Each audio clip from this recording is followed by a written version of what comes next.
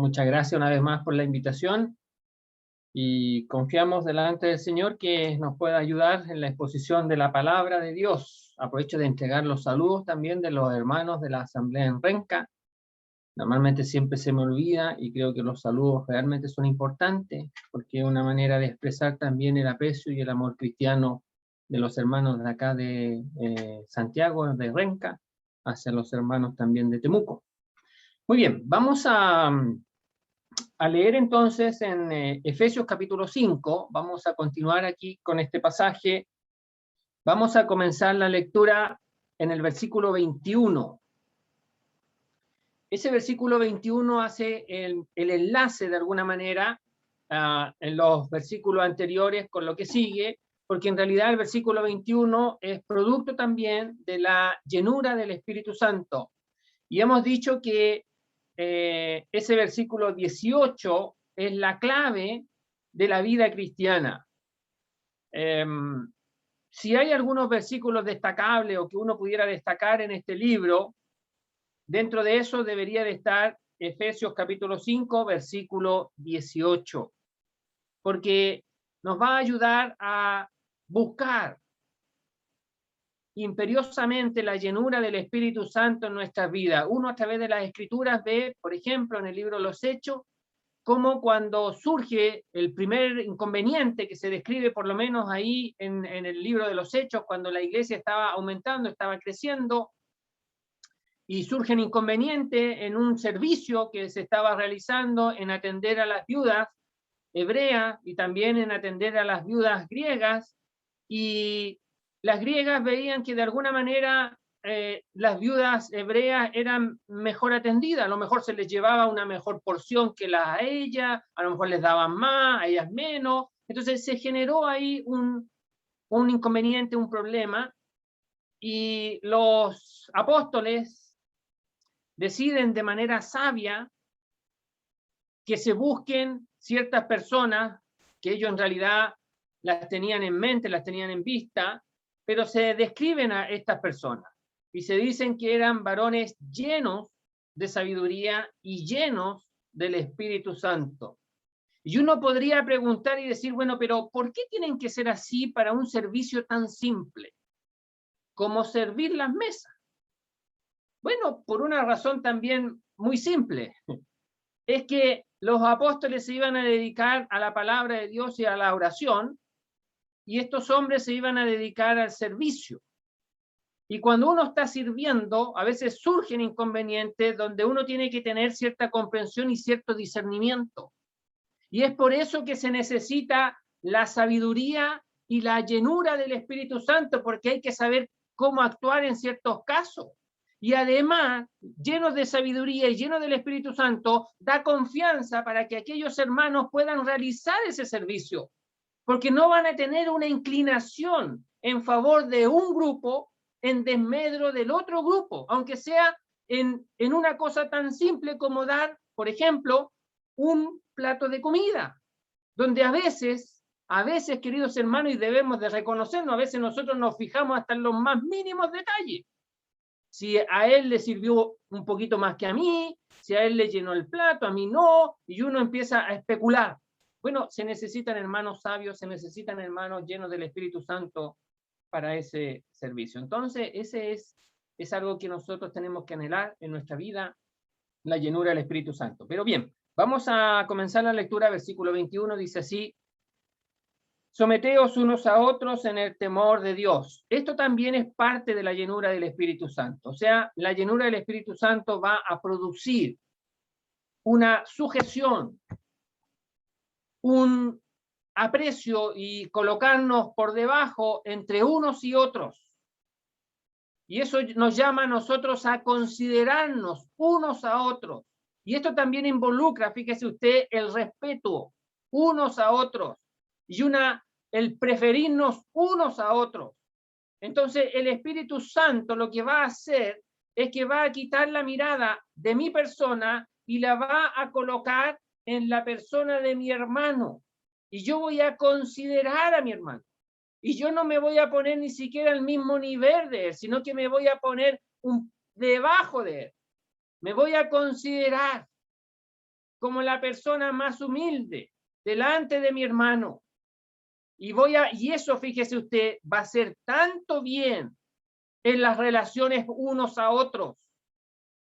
Y eso es parte de la llenura del Espíritu Santo. Pero además dice, someteos unos a otros en el temor de Dios, en la reverencia a Dios, en el sentido de responsabilidad delante de Dios. O sea, es una responsabilidad delante de Dios. Aquí dice en el temor de Cristo, pero es una responsabilidad delante del Señor el someterme uno a otro. Eso es lo que está diciendo el versículo 21. Y siguiendo con esa idea, entonces ahora vamos a seguir en la sección que tiene que ver con la relación conyugal dentro del matrimonio.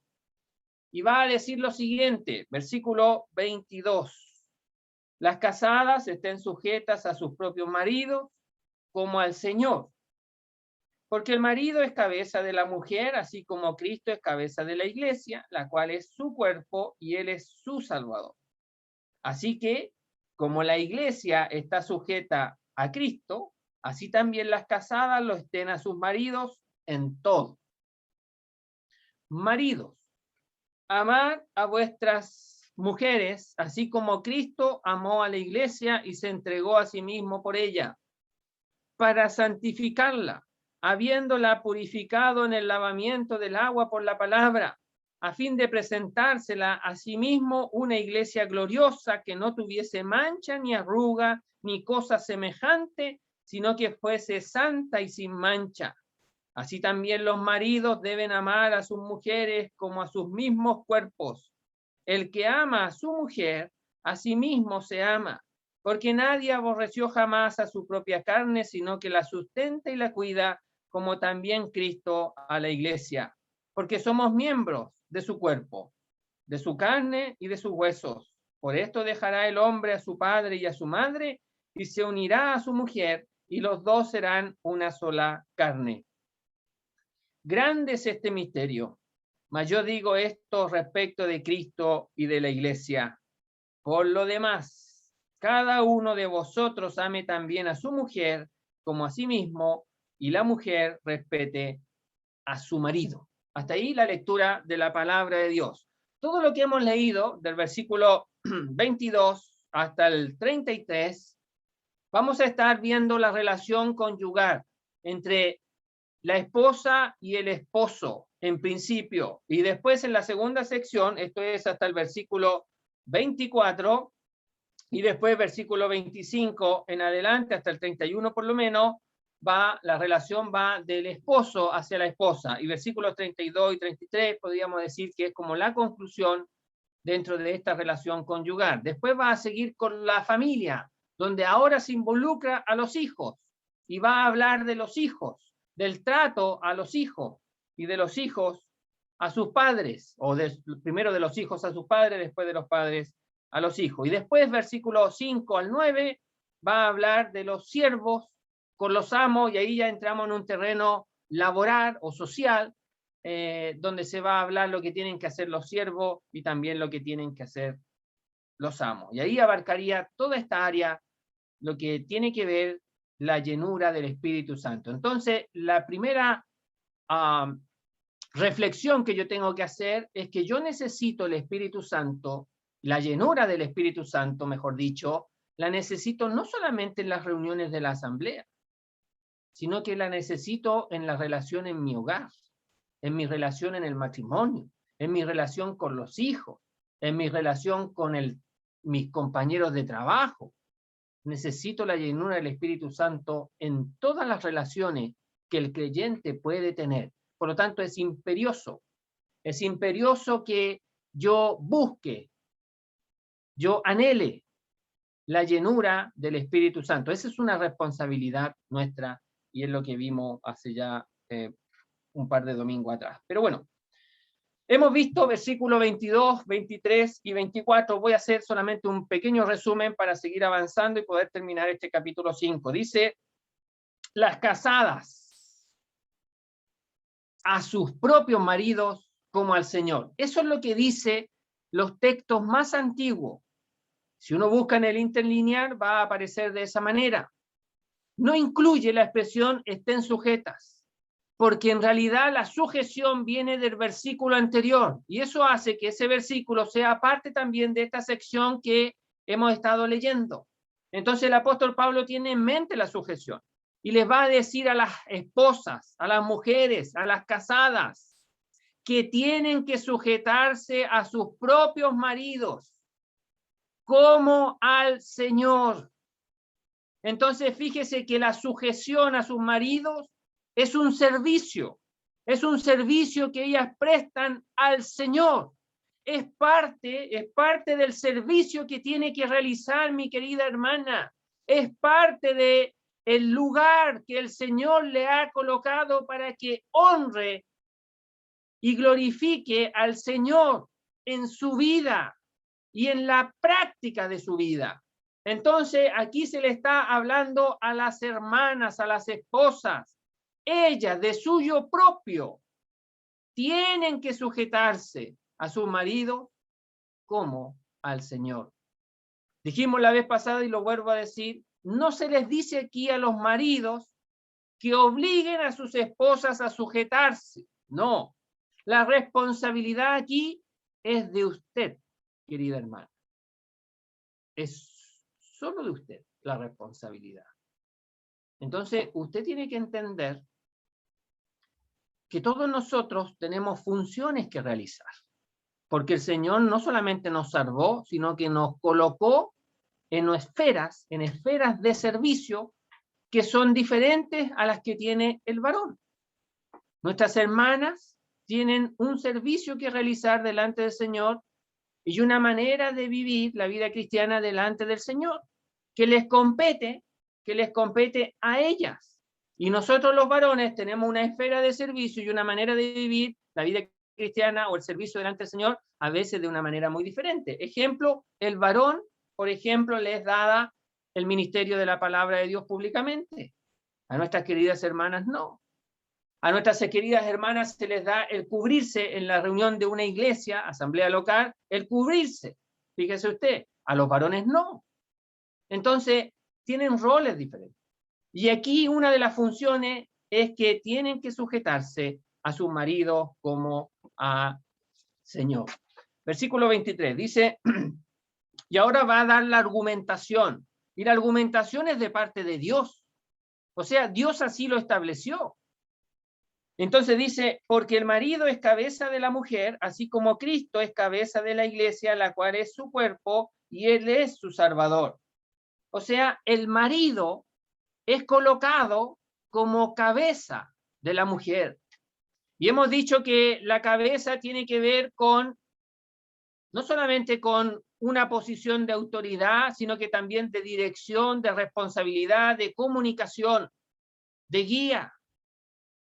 Va indicando el camino a seguir, va guiando, va comunicando, es el responsable como cabeza. Y entonces le va a decir que la sujeción es porque el marido es cabeza de la mujer.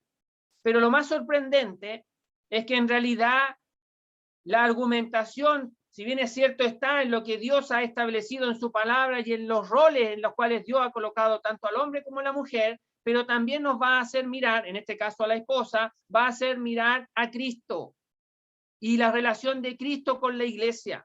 Y va a decir, así como Cristo, aquel ser divino, aquel ser que vino desde el cielo, es cabeza de la iglesia, la cual, la iglesia es su cuerpo, y él es su salvador. Entonces, como cabeza, nuestro Señor Jesucristo, colocado en esa posición divina por parte de Dios, la iglesia se sujeta a Cristo porque él es la cabeza. Y él como cabeza, dice, es su salvador. O sea, se preocupó de lo más importante de la iglesia o de lo que necesitaba la iglesia, que es la salvación. Y eso nos da una seguridad, eso nos da una seguridad eterna. Aquel que ha creído en Cristo, dijimos la vez pasada, aquel que ha creído en Cristo como su salvador personal, es parte de esta iglesia y ninguno de esta iglesia se va a perder porque Cristo, que es su cabeza, es el Salvador. Hizo lo necesario, dio su vida para que la iglesia, el conjunto de los creyentes en Cristo a través de todo el periodo de la venida del Espíritu Santo hasta la fecha y hasta que el Señor venga, es parte de este cuerpo que es la iglesia, en el cual Cristo es su Salvador. Entonces nos va a llevar a mirar a Cristo. Entonces, mi querida hermana, usted tiene que mirar a Cristo.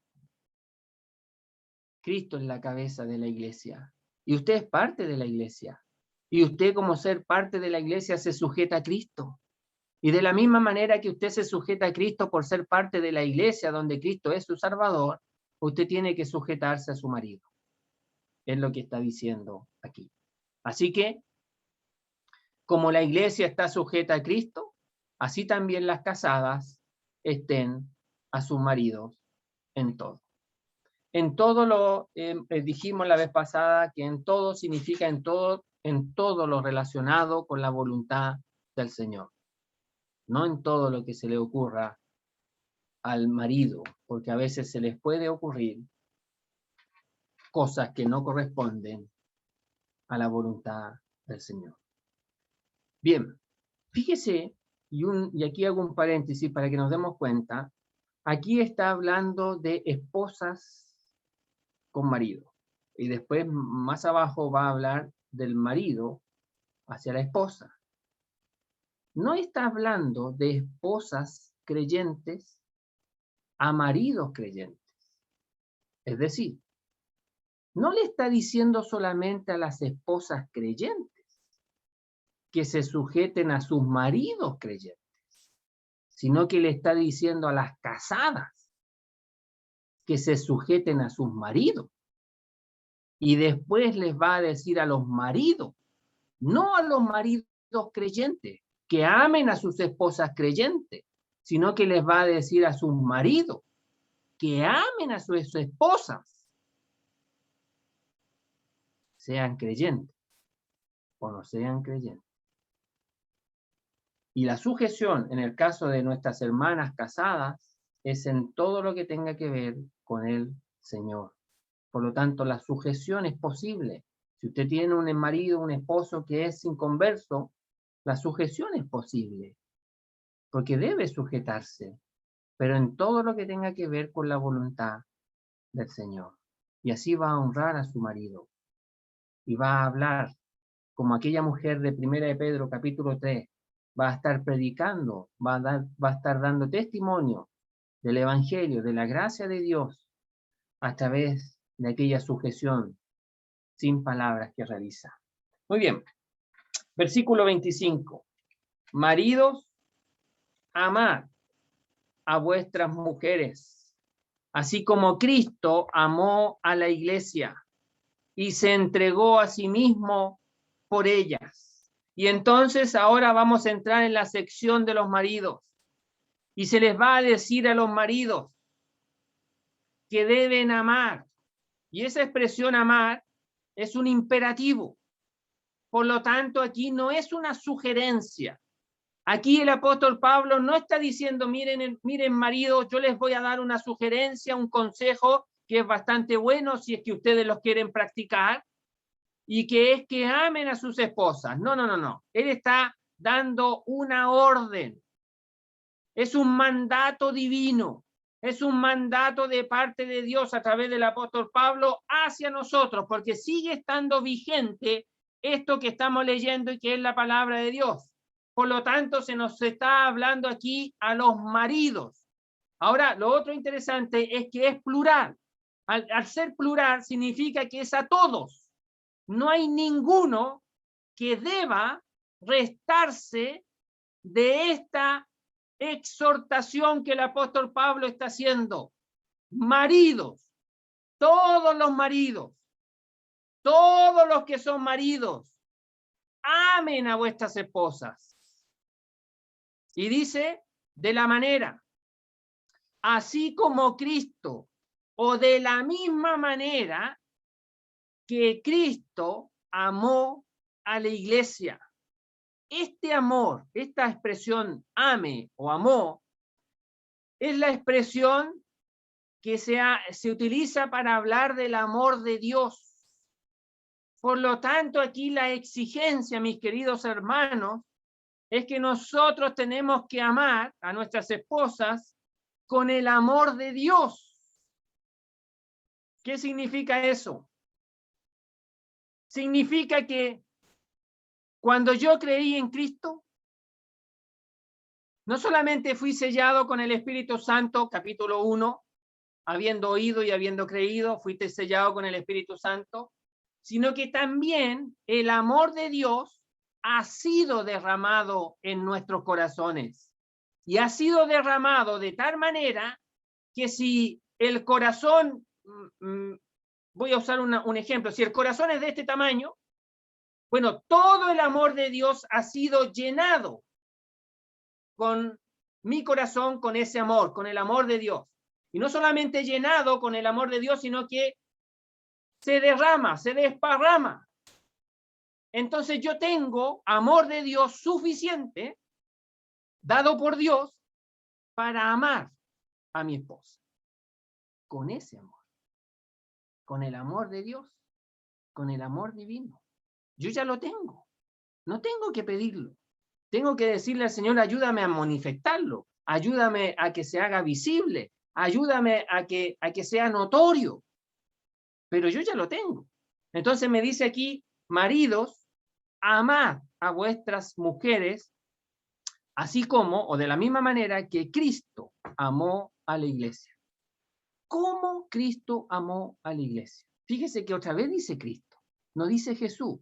A veces es importante notar esos detalles. Entonces dice que Cristo, aquel ser divino, Cristo nos habla de su divinidad, nos habla de su relación de hijo de Dios, de su eternidad. Es decir, Cristo amó a la iglesia, la amó. ¿Y la amó cómo? Dice, al punto de entregarse a sí mismo por ella. ¿Esto qué quiere decir, hermanos? Quiere decir esto, que Cristo nunca dejó de ser Cristo cuando era Jesús. ¿Me explico? Jesús habla de su humanidad, Cristo habla de su divinidad. Cristo divino toma humanidad, es hecho Jesús, porque Él salvará a su pueblo de sus pecados. Nunca dejó de ser Cristo.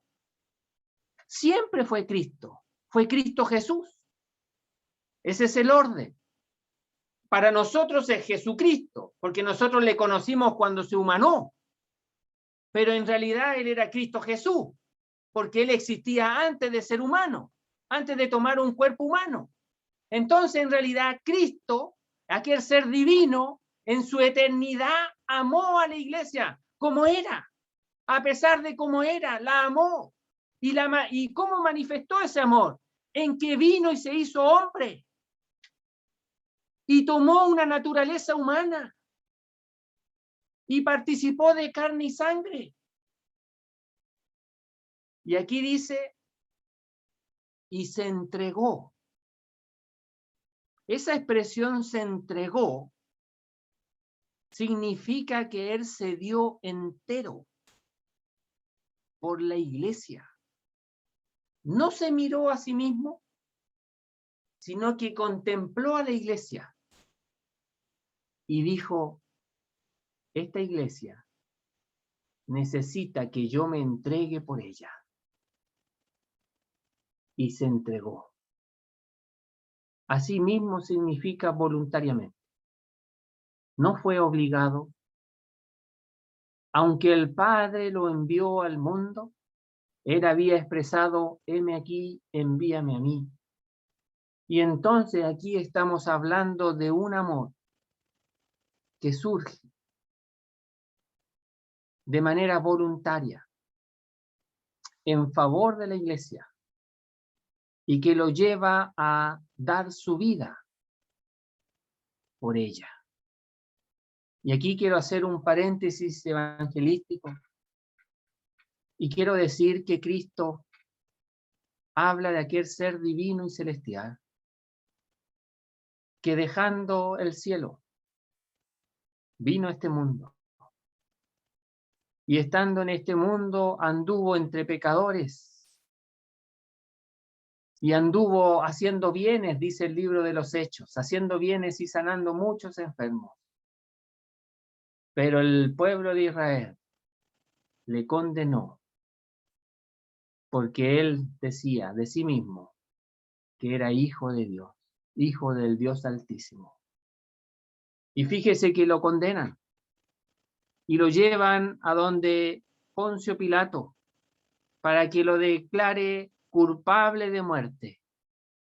Y no descansaron los sacerdotes, ni los fariseos, ni los escribas, no descansaron hasta que fuera sentenciado por aquel que tenía la autoridad en aquel entonces, el gobernador romano, y lo sentencia, y lo condenan a la muerte y muerte en cruz. Y él es llevado a aquel monte de la calavera, y es colocado al medio en una cruz, junto con dos malhechores. Y esa expresión ahí, viendo al Señor Jesucristo crucificado, es esta expresión que dice, y se entregó a sí mismo, se dio a sí mismo, se ofreció a sí mismo, se dio enteramente a sí mismo por ella, por la iglesia. ¿Qué quiere decir esto? Que la iglesia tiene plena seguridad. No es que él haya muerto solamente por un grupo de personas que componen la iglesia universal, no, él murió por todo el mundo. Pero la iglesia, a la iglesia se le da la seguridad y el aprecio de la muerte de Cristo.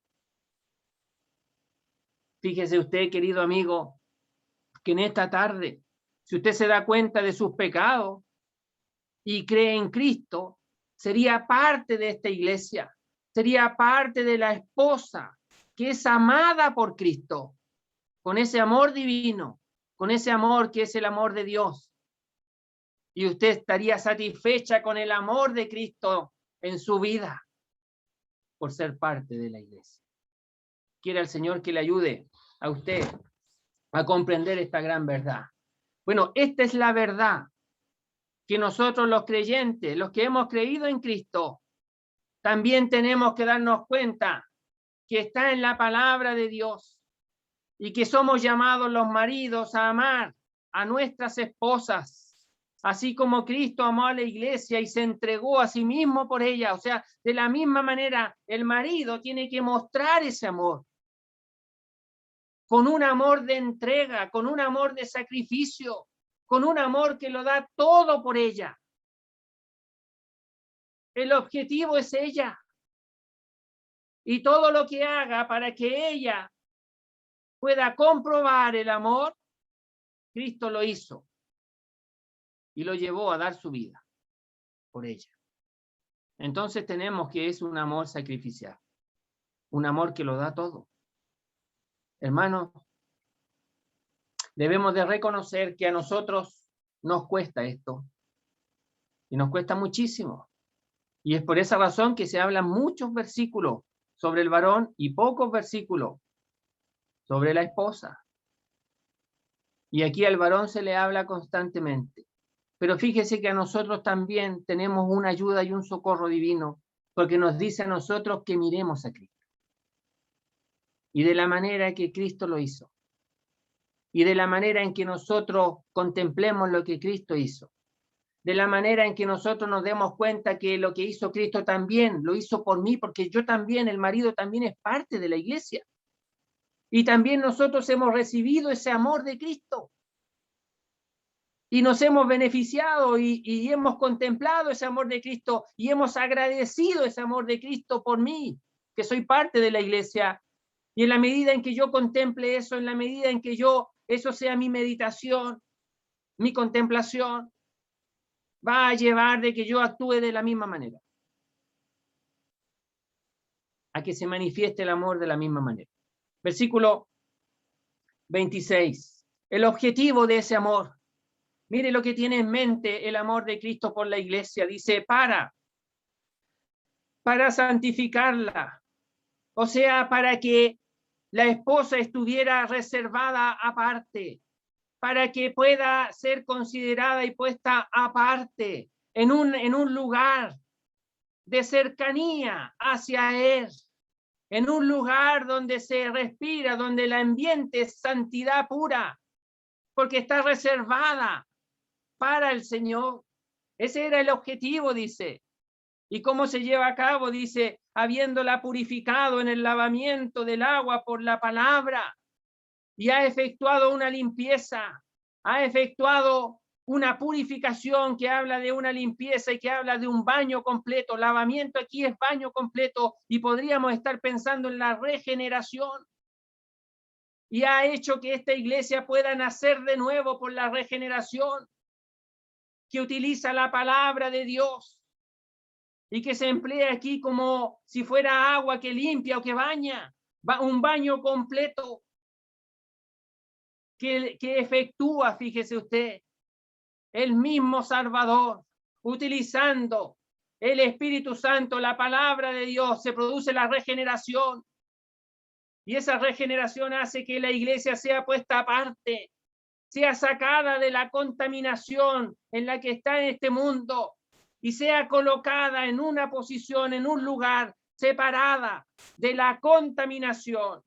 Es un lugar de privilegio, es un lugar de honor, es un lugar en la cual el Señor la va a contemplar y va a decir, esta es mi amada, esta es mi esposa, y ahí está aparte, separada de aquellos que no son parte de esta iglesia que es mi esposa. Es el lugar de privilegio que el Señor la tiene. El Señor nos tiene a nosotros como la iglesia.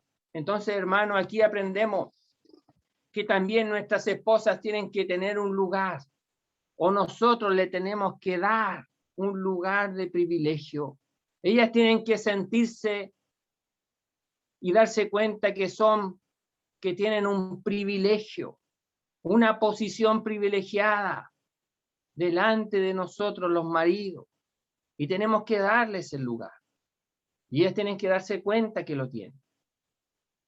Y tienen que disfrutar de esa posición que el marido les da. Pero sigue hablando, dice, a fin de el propósito final. Fíjese usted, si el versículo 26 habla de algo presente, el versículo 27 algo futuro que todavía no ha acontecido, pero que ese es la estación de término.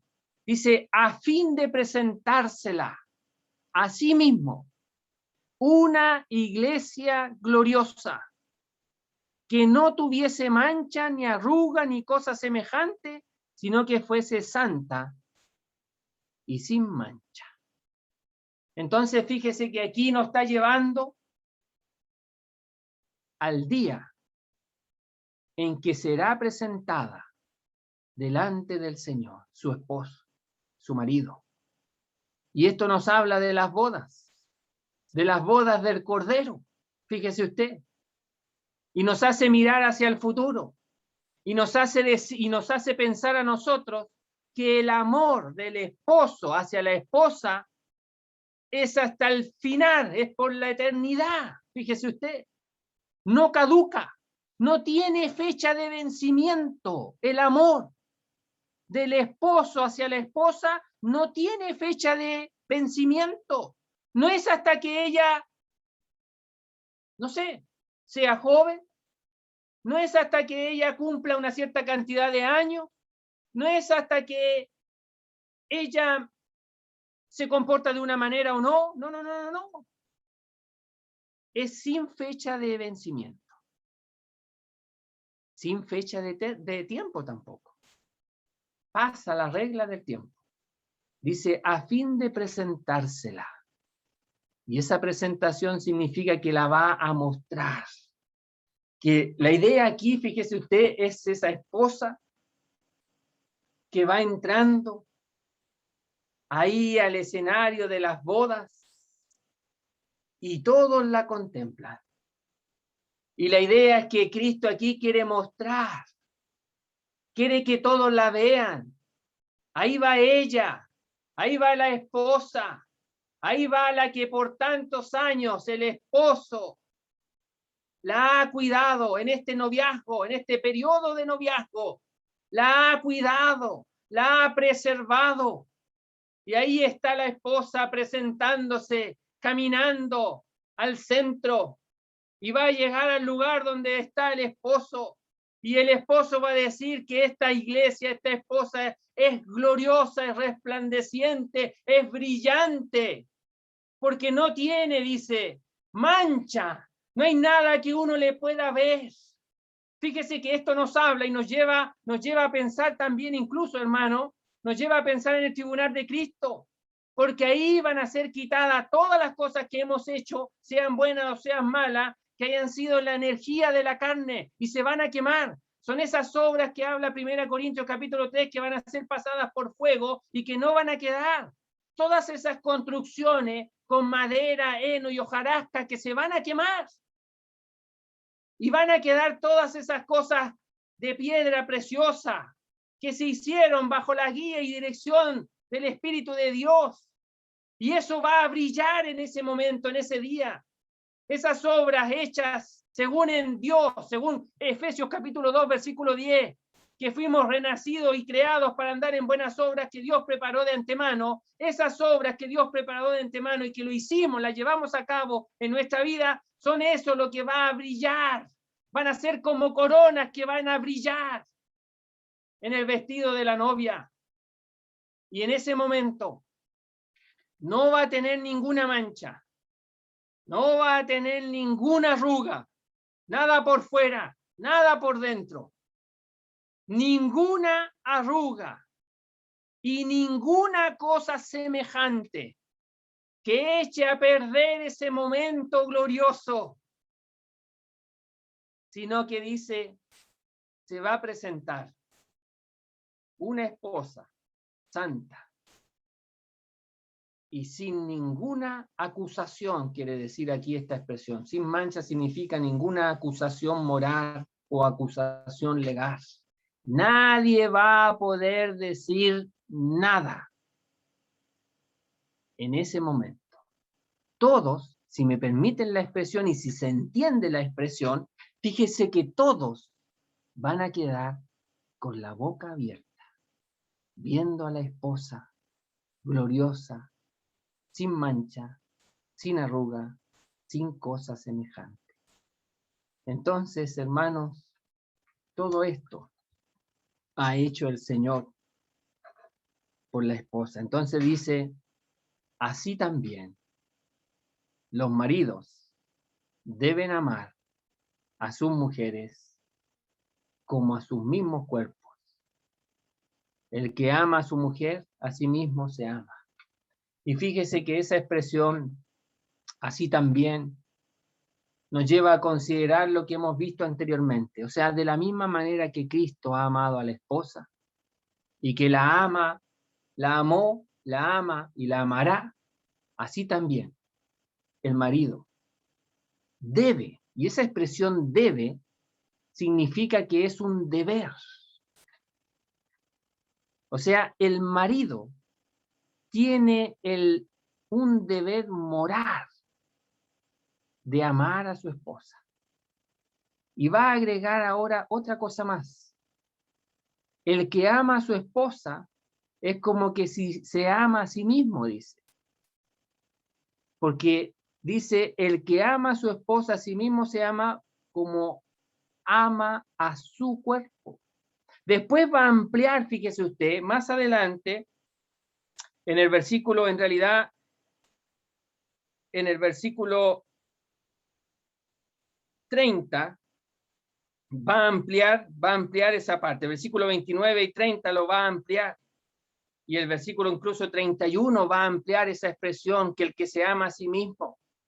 Porque va a decir que su esposa y el esposo son uno. Son uno. Pero aquí nos está llevando ahora a considerar no solamente a Cristo, sino que otro argumento más. Y nos va a decir que nuestras esposas están unidas a nosotros. Y nos va a decir que de la manera en que nosotros amamos nuestros propios cuerpos, también tenemos que amar a nuestras esposas. Va a decir versículo 29, me voy a apurar un poco, porque nadie, absolutamente nadie, hay excepciones, pero el que está dentro de esta excepción es porque algo no está bien dentro de su manera de actuar, porque lo normal es que nadie aborrezca jamás a su propia carne.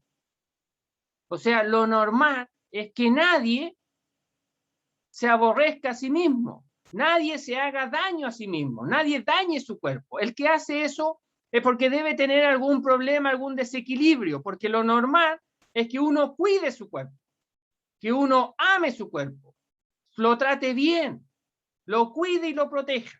Entonces dice, porque nadie aborreció jamás a su propia carne, sino que la sustenta y la cuida, como también Cristo a la iglesia. Y otra vez aquí nos lleva a mirar a Cristo, o sea, de la manera que lo hace Cristo.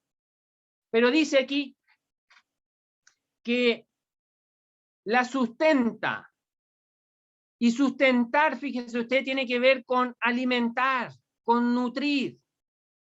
Y cuidar tiene que ver con abrigar, con calentar, con proveer calor. Entonces aquí la idea es que el marido tiene que preocuparse de la iglesia, de la esposa, en cuanto a lo que necesita en su alimentación física y espiritual, y en su abrigo, en cobijarla, en darle calor, en que no pase frío. Pasar frío pueden ser por dos cosas: que no tenga lo necesario o que esté sola. A lo menos esas dos cosas. Y la idea es que el marido le provea lo necesario y que no la deje sola, para que se abrigue, para que se caliente, para que conserve aquel calor. Aquel calor. Entonces dice, porque nadie aborreció jamás a su propio carne o cuerpo, sino que la sustenta o la alimenta o la nutre y la cuida, la abriga, la calienta, como también Cristo a la iglesia. A la iglesia. Esta palabra aborrecer, porque nadie aborreció, significa odio. Significa descuidar al punto de olvidarme de ella. Fíjese que una manera de odiar a alguien es ignorarla, es hacer como que no existe. O sea, me olvido de tal manera que esa persona para mí no existe. Entonces dice que nadie hace eso con su cuerpo. Nadie se olvida de su cuerpo. Nadie actúa como que si su cuerpo no existiera. No debemos actuar así. Pablo dice, nadie lo hace. En su sano juicio, nadie hace eso. Bueno, dice entonces, sino que, o sea, no haciendo lo anterior, sino que haciendo esto, sustentar y cuidar, como también Cristo lo hace con la iglesia. Entonces nosotros nos damos cuenta que somos parte de la iglesia, hombres y mujeres, nos damos cuenta cómo el Señor nos cuida, cómo el Señor nos alimenta, cómo el Señor nos cobija, nos abriga, cómo el Señor se hace cercano por su palabra. Fíjese que el Señor en este mismo libro, capítulo 4, dice que dejó hombres dotados para nutrir, para alimentar a la iglesia. O sea, se preocupó de la alimentación y se preocupa del abrigo. Y dice vestido, dice allá en Colosenses, y aquí nos va a decir que tenemos que arroparnos de tal manera y colocarnos también incluso la armadura de Dios, va a decir en el capítulo 6. Entonces nos dejó provisión, nos dejó alimento, nos dejó vestimentas, se preocupó de todo. No nos dejó así nomás, no se preocupó hasta del más mínimo detalle. Bueno, de la misma manera nosotros, dice aquí el apóstol Pablo. Avanzo, dice, versículo 30, porque somos miembros de su cuerpo. Esa expresión de su carne y de su hueso no aparece en los escritos más antiguos porque está hablando de la iglesia y la iglesia espiritual. Por lo tanto, dice, porque somos miembros de su cuerpo. O sea, somos parte. La iglesia es parte del cuerpo de Cristo. Todos los que componen la iglesia, todos son parte del cuerpo de Cristo.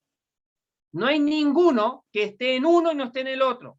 Todos los que son parte de la iglesia universal, no local, universal. Fíjese que en la iglesia universal todos son creyentes. No hay ninguno que se pierda, porque todos han creído. Dios sabe quiénes son. Dios conoce a los suyos. En cambio, en la iglesia local hay personas que no son creyentes. Hay personas incluso que pueden que estén bautizadas y no son creyentes. Uno no ve los corazones. Pero aquí es la iglesia universal. Todos son creyentes. Y como todos son creyentes, todos son miembros del cuerpo de Cristo. Y avanza, dice versículo 31. Por esto, por esta razón. Y fíjese que nos va a llevar al acontecimiento que Dios realiza después de la creación, después de haber creado al hombre y a la mujer. Dios hace un acontecimiento que hasta el día de hoy está vigente. Y es necesario que se realice, porque es dado por Dios. Y sigue estando vigente, no ha caducado. Dice, por esto dejará el hombre a su padre y a su madre, y se unirá a su mujer, y los dos serán una sola carne. Lo que está diciendo aquí es que nos va a llevar a considerar que el matrimonio, que esta unión, es una unión dada por Dios, no fue inventada por Adán. Adán no le dijo a Eva, mira, bueno, aquí estás tú, aquí estoy yo, podríamos hacer algún acto simbólico donde nos pudiéramos sentir nosotros unidos. No, Dios lo hizo. Y Dios tenía en mente, fíjese usted, este acontecimiento que iba a ser universal. Y hasta el día de hoy es así. Porque habla de dejar padre y madre, y Adán y Eva no tenían. Solo estaba Dios. Dios fue su creador. Pero los que venimos después de Adán, hay padre y hay madre. Abel, Caín tuvo padre y madre. Y ellos tenían que escuchar esto y actuar como decía aquí la palabra de Dios. Entonces, mire, dice, por esto dejará. Esa expresión dejar habla de una actividad, de un movimiento. O sea, alguien tiene que tomar aquí la iniciativa. Alguien tiene que tomar cartas en el asunto. ¿Quién? El hombre, dice. Y esta expresión hombre se refiere al varón, no es un término genérico. Cuando a veces nosotros decimos el ser humano y hablamos de hombre y mujer, aquí es el varón. Entonces, el varón aquí tiene que tomar una parte activa. Y dice, por esto dejará el varón, o sea, el varón tiene que entender la responsabilidad del paso que está dando. Y dice, el hombre dejará a su padre y a su madre. Y fíjese que aquí no dice, dejará a sus padres. Podría haberlo dicho así y abarca a la mamá y al papá, pero no, los coloca por separado, porque le quiere dar un énfasis. Quiere decirle al varón que tiene que separarse de su padre y separarse de su madre. ¿Por qué? Porque ahora va a formar una familia diferente. Antes estaba en una familia que se componía padre, madre, hijo. Pero ahora el hijo va a ser parte de una familia, donde ahora de hijo va a pasar a ser esposo. Y Dios mediante va a pasar después a ser padre. Pero primero va a pasar a ser esposo. Y ahora va a salir de ese hogar. Va a salir de ese vínculo. Y va a formar otro vínculo. Un vínculo que incluso es diferente al anterior. Nunca se dice del hijo que es uno con los padres, que es uno con el padre o uno con la madre, no. Del esposo y de la esposa se dice que son uno. Entonces es un vínculo diferente. Y aquí se dice entonces que el varón debe dejar a su padre y a su madre. Y se unirá. Y esa expresión se unirá habla de una relación de entrega, porque se va a unir. Entonces habla de una relación de entrega, donde yo me voy a entregar y me voy a unir, me voy a pegar. La expresión ahí en colar es pegar. O sea, se va a unir de tal manera como dos objetos del mismo material están pegados y nada los puede separar. El pegamento es tan bueno que nada los separa, absolutamente nada. Entonces fíjese que aquí la iniciativa del varón, donde deja a su padre, donde deja a su madre, esto no significa descuidar a los padres, no, esto significa que va a formar una relación diferente, distinta, y entonces ahora se va a unir, se va a entregar el mismo a su mujer.